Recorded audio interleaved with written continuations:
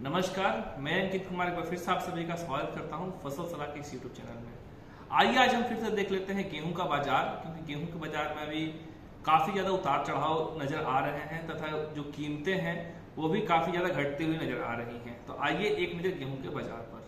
पिछले सप्ताह जहां गेहूं का बाजार 2500 रुपए को छू रहा था दिल्ली के मार्केट में, वहीं शनिवार को यह बाजार 2400 से 2450 रुपए के आसपास में बंद हुआ। इसमें पूरे सप्ताह में 50 रुपए की गिरावट देखी गई और ये गिरावट इसलिए देखी जा रही है क्योंकि धीरे धीरे जो अराइवल्स है वो मध्य प्रदेश, राजस्थान की मंडियों एवं यूपी की मंडियों में बढ़ता जा रहा है एवं माल की आवक भी दिल्ली अब काफी ज्यादा पहुंच रही है, जिस कारण से अभी ये गिरावट आगे जारी रहने की संभावनाएं हैं। उसके अलावा अगर हम उत्तर प्रदेश की बात करें तो वहां पर भी जो गेहूं का अराइवल है वो काफी ज्यादा बढ़ने लग गया है तथा बनारस एवं गोरखपुर लाइन में भाव में काफी ज्यादा गिरावट देखने को मिली है और वहां पे 50 से 70 रुपए की गिरावट अभी दर्ज की गई है। अभी हम अपने किसान एवं व्यापारी भाइयों को यह बताना चाहेंगे एवं एक तरीके से सुझाव देना चाहेंगे कि वो 15 से 20 अप्रैल तक गेहूं की कोई भी लिवाली ना करें तथा सरकार ने जो नीतियां बनाई हैं उनको देखें कि उनका सही तरीके से पालन हो रहा है या नहीं हो रहा है। क्या कोई प्राइवेट कंपनी, जो बड़ी कंपनियां हैं, वो खरीद कर रही है मार्केट में या नहीं कर रही हैं, क्योंकि 15 से 20 अप्रैल के बाद एक तो आवक भी अपने पूरे जोर के साथ आने लग जाएगी तथा सरकार किस तरीके से प्रोक्योरमेंट कर रही है, कितना इंटेंसिव उनका जो प्रोसेस है वो चल रहा है, निजी कंपनियां खरीद कर पा रही है या नहीं कर पा रही है, सारी चीजें क्लियर हो जाएंगी। तो उससे जो भाव हैं उनकी भी क्लियरिटी आ जाएगी कि भाव अभी और कितने गिर सकते हैं। एक और खबर महाराष्ट्र के विदर्भ रीजन से आ रही है कि वहां पे जो गेहूं की फसल है उसमें थोड़ी खराबी देखने को मिली है। ओवरऑल जो गेहूं की फसल है वो काफी ज्यादा अच्छी होने का अनुमान लगाया जा रहा है तथा इस बार रिकॉर्ड स्तर तक गेहूं का उत्पादन पहुंच सकता है। तो अगर हम प्रोक्यूरमेंट की बात करें तो सरकार इस साल उत्तर प्रदेश, राजस्थान, बिहार एवं मध्य प्रदेश से लगभग 50 लाख टन गेहूं के जो प्रोक्यूरमेंट है उसको करने का लक्ष्य रखा है तथा मेजर जो सरकार अपनी बफर स्टॉक या ऐसे गोदाम भरेगी वो यहीं के गेहूं से भरने की कोशिश करती हुई नजर आएगी। बात करें अगर हम पिछले सप्ताह की तो सरकार के पास 3 अप्रैल तक जो सरकार ने प्रोक्यूरमेंट किया है वो लगभग 6 लाख टन गेहूं की खरीद सरकार कर चुकी है तथा यह भी कयास लगाए जा रहे हैं कि इस सप्ताह से निजी कंपनियां भी बाजार में उतरेंगी तथा वो भी अपनी खरीद जारी कर सकती हैं। लेकिन अभी सरकार की तरफ से भी एक लेटर आ रखा था कि अभी निजी कंपनियां खरीद ना करें, तो इसीलिए हम बार बार कह रहे हैं कि अभी हमें 15 से 20 अप्रैल तक रुक करके देख लेना चाहिए कि जो खरीद है वो किस तरीके से सरकार एवं निजी कंपनियों द्वारा की जाएंगी।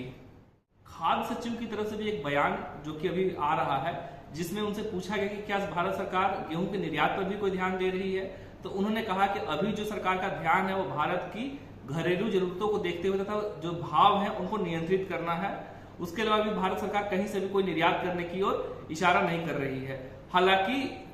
G2G यानी गवर्नमेंट टू गवर्नमेंट कुछ निर्यात हो सकते हैं, जैसे कि अभी सरकार ने मालदीव को